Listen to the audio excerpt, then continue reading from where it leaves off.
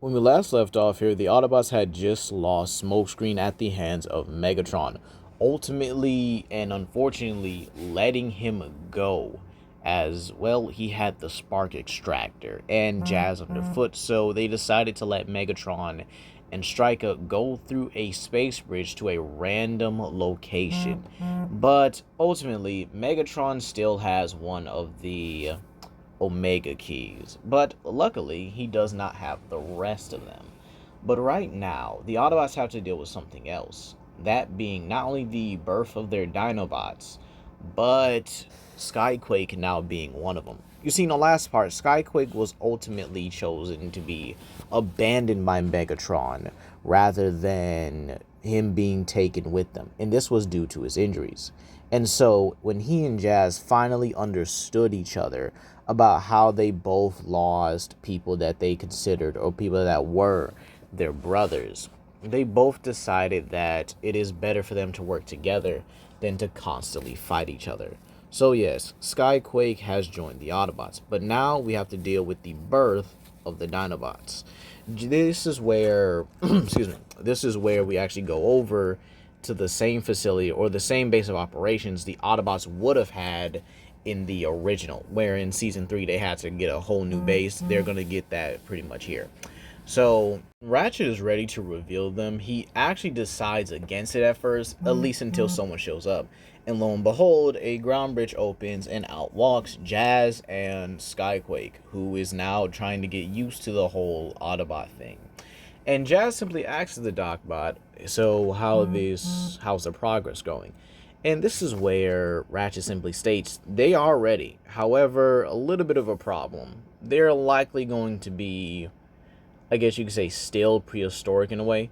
To which Jazz says, okay, that's kind of the idea. What do you mean by that? And this is where he kind of points out that, yeah, you may want to brace yourselves just in case. And so when Ratchet lets them out, they all do kind of look around their tanks a little bit before each one of them pops out in their respective forms. And the first one to approach them is easily Slash, easily the boldest of the group, and she approaches, well, Jazz, as he's the most unique looking out of all of them.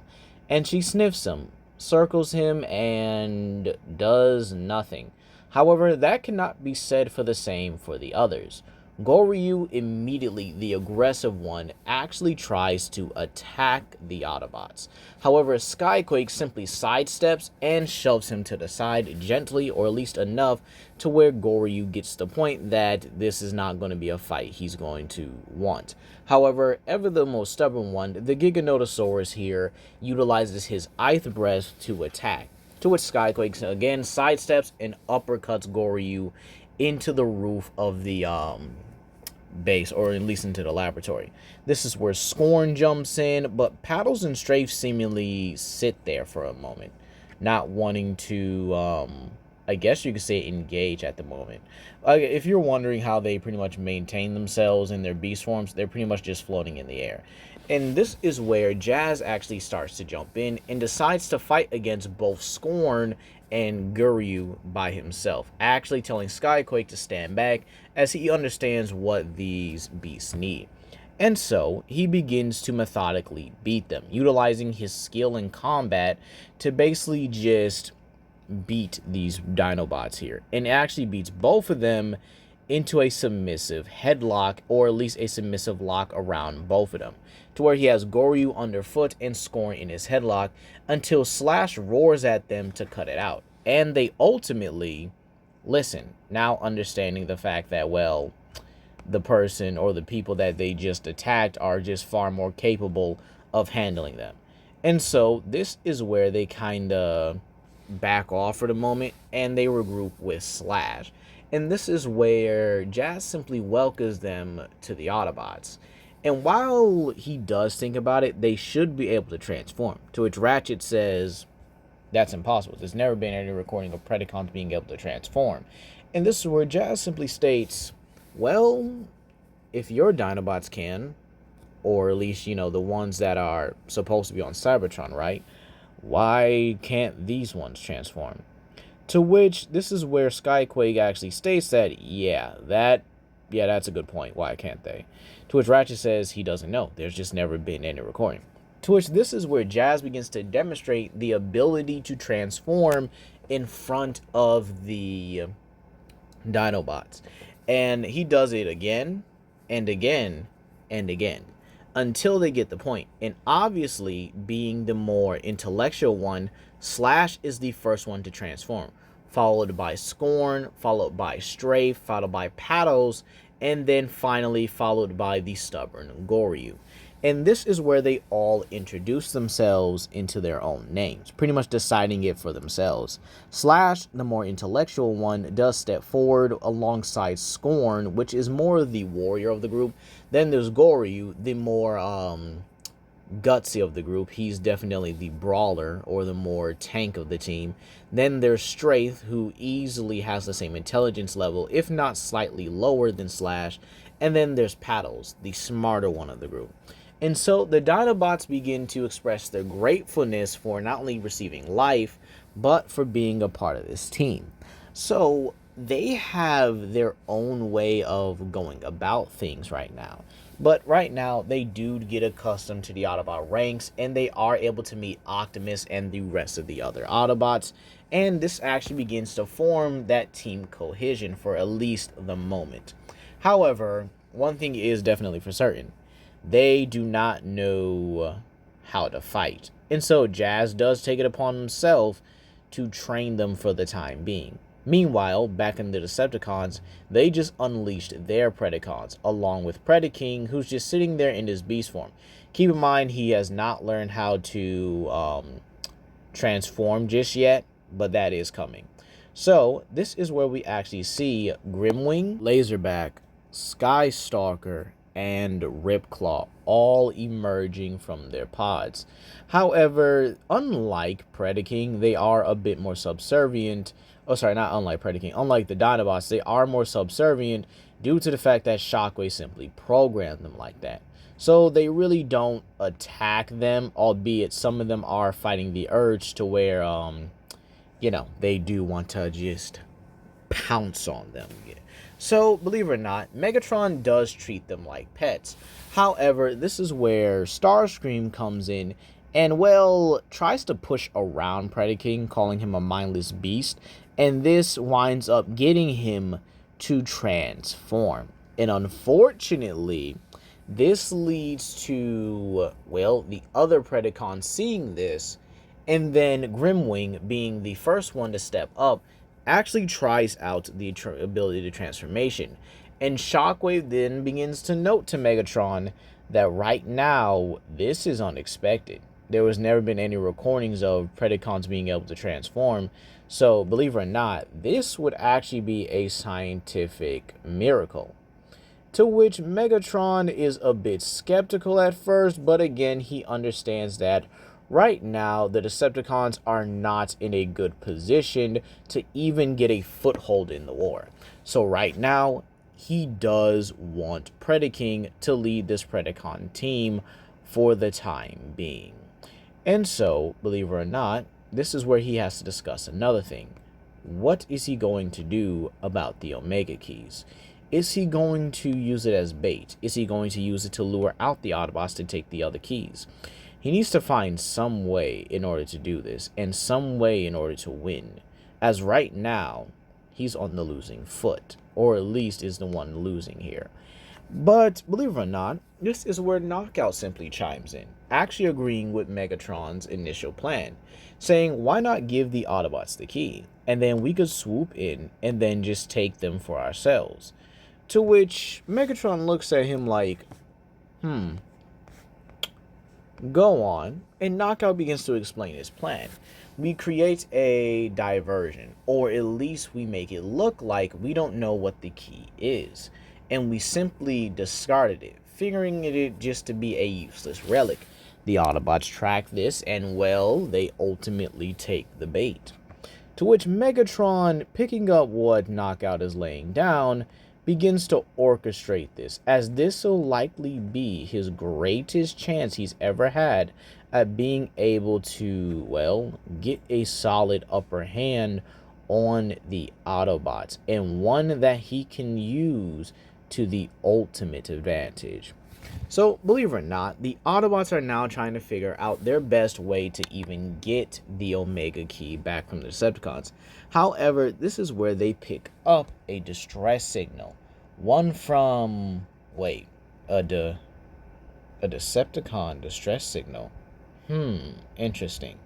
And so, believe it or not, this is where they actually meet Striker, where she actually does mock Skyquake for wearing the Autobot insignia. Keep in mind, they are hiding the Dinobots at this moment, but so that is kind of like their surprise factor. And she says that it's simply useless to them. So she thought that maybe the Autobots could find a way to, oh, I don't know, make themselves even more useless, and just hands it to them. To which this is where they are a bit skeptical at first, but it is the Omega Key that they really just need. So, believe it or not, they do take the key, but they are skeptical. Even checking it over a couple, I would probably say a couple, like 5 to 10 different times before ultimately just like, okay, the key's somehow, the key's legit and it's not a fake or anything. So, believe it or not, the Autobots combine it, wind up discovering where Vector Sigma is, or the Omega Lock, excuse me. And well, just like in the original, they head out to get the, or to head out to the Sea of Rust, with the Dinobots remaining behind. As of right now, they are the surprise factor. Goryu protests against this, but ultimately gets slapped upside the head by Strafe, who keeps him in check. And believe it or not, the ride to the, or at least the walk to the Sea of Rust is ultimately smooth. And they all do make it, quite casually even. And this is where they do begin to revive Cybertron. However, this is where the space bridges open up around them. And well, you guessed it, the Decepticons and the Predacons begin to pour in.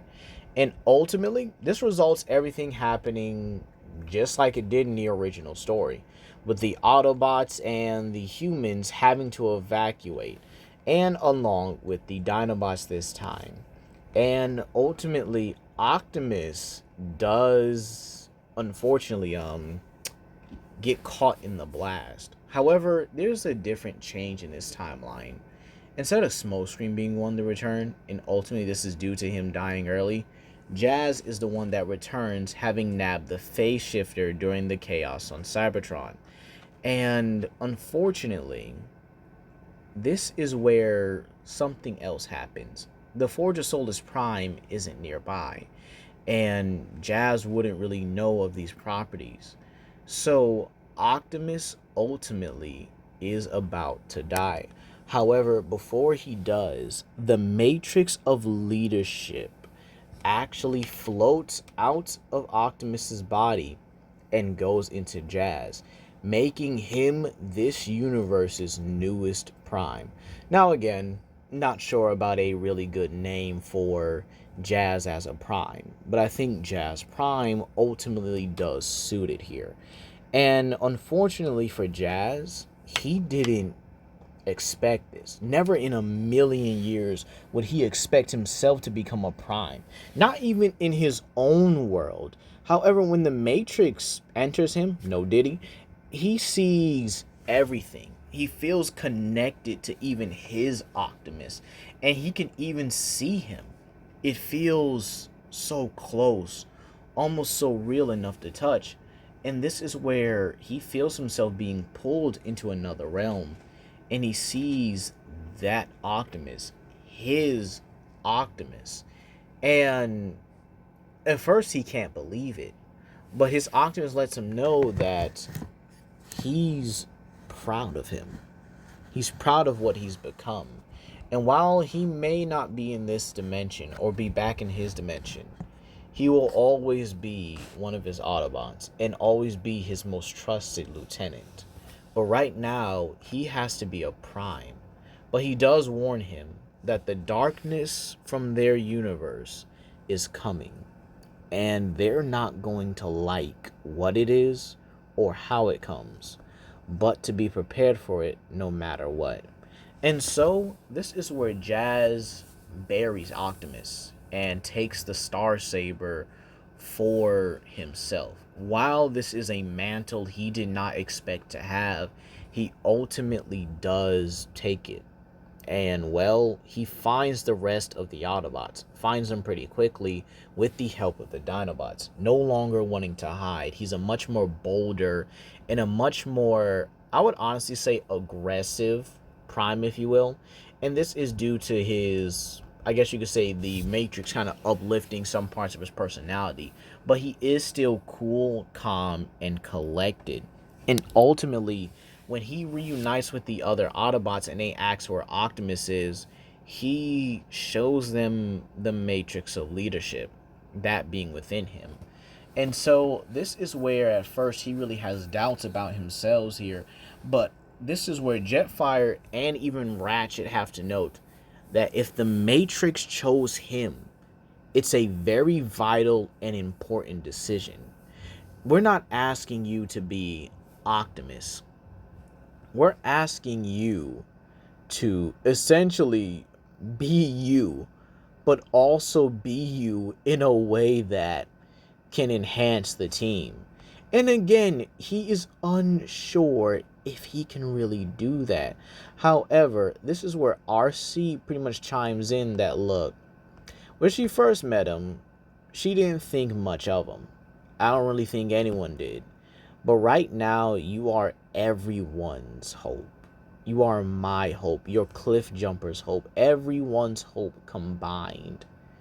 And we need to end this war once and for all. Even if it does mean you are our leader. And she would be happy and proud to follow him just as she followed Optimus. To which Cliff Jumper backs this up, Wheeljack backs this up, and the Dinobots all give this sentiment that they are all willing to follow him to the ends of the universe and back. And this is where Jazz triumphantly actually holds the Star Saber, right?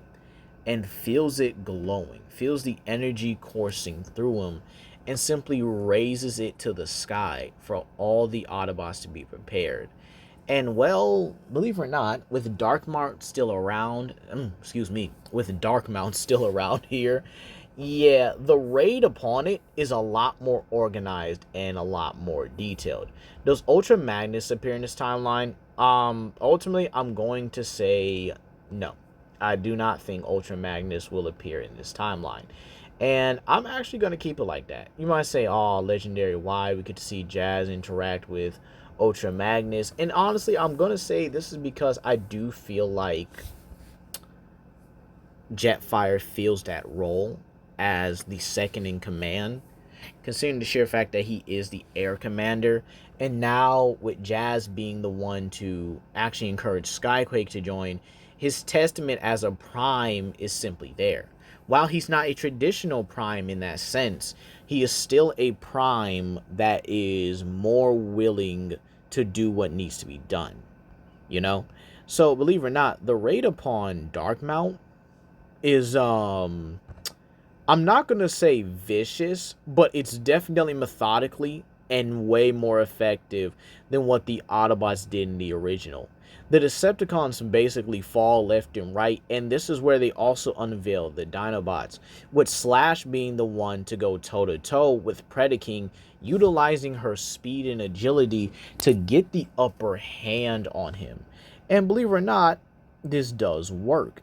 As the Dinobots and Predacons battle it out, choosing their respective partners, they come to a stalemate, but that's when the Autobots come in and start turning the tide, with even the other members of Team Char being a casualty. That one being Spitter, who is actually killed by Cliff Jumper when Wheeljack actually is able to stab through the Beast Mode's head and lift his mouth open, and Cliff Jumper shoots down his throat, pretty much just causing a chain reaction and causing him to explode. Don't worry, Wheeljack does get out of there just in time, so it's not, too big of a deal. But again, Spitter is killed, and Megatron is once again forced to retreat.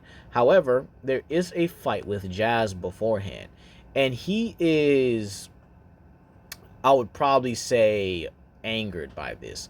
The fact that Jazz is the one to get the Matrix, the fact that another Prime, a much stronger Prime in morality and in terms of battle prowess, is in check.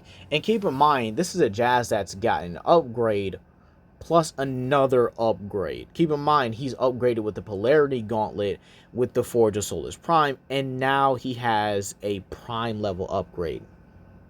Megatron is almost killed here until Darkmount really starts collapsing around him, and he uses that distraction to escape. But that's where we're going to leave it off here, you guys. Let me know what you guys think of this chapter. Please comment down below, like and subscribe and share with your friends. And what was the rising darkness that Optimus spoke of?